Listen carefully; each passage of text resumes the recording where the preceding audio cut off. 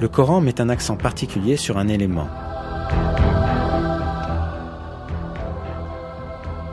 Le fer. Dans la sourate Al-Hadid, signifiant le fer, on apprend ce qui suit.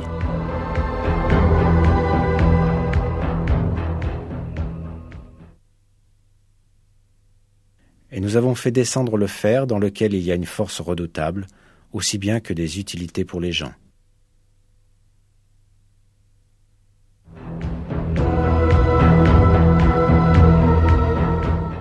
On peut penser que le mot « azalna », traduit par « nous avons fait descendre » et utilisé pour le fer dans le verset, puisse avoir un sens métaphorique pour expliquer que le fer a été accordé pour le bénéfice des hommes. Mais quand on prend en considération la signification littérale du mot, on réalise que ce verset implique un miracle scientifique très significatif. Cette signification est faire descendre physiquement du ciel, comme dans le cas de la pluie et des rayons du soleil. Les découvertes astronomiques modernes ont révélé que le fer que l'on trouve dans notre monde est venu d'étoiles géantes dans l'espace. Le fer sur Terre, mais aussi le fer dans le système solaire en entier, viennent de l'espace, puisque la température du Soleil est inadéquate pour la formation du fer. Le fer ne peut être produit que dans des étoiles plus grosses que le Soleil, où la température atteint quelques centaines de millions de degrés.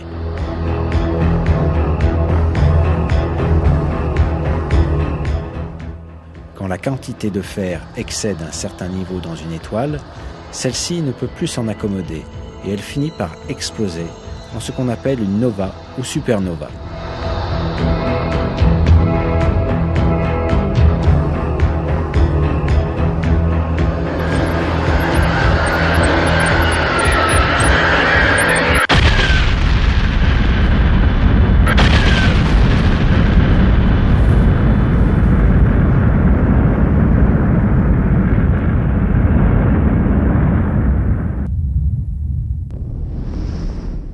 Ces explosions permettent la dispersion du fer dans l'espace.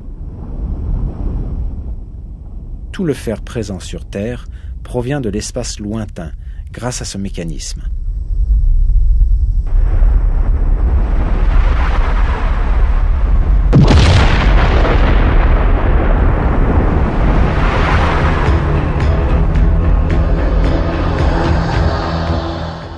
En d'autres mots, le fer est descendu sur Terre, comme nous l'apprend le verset.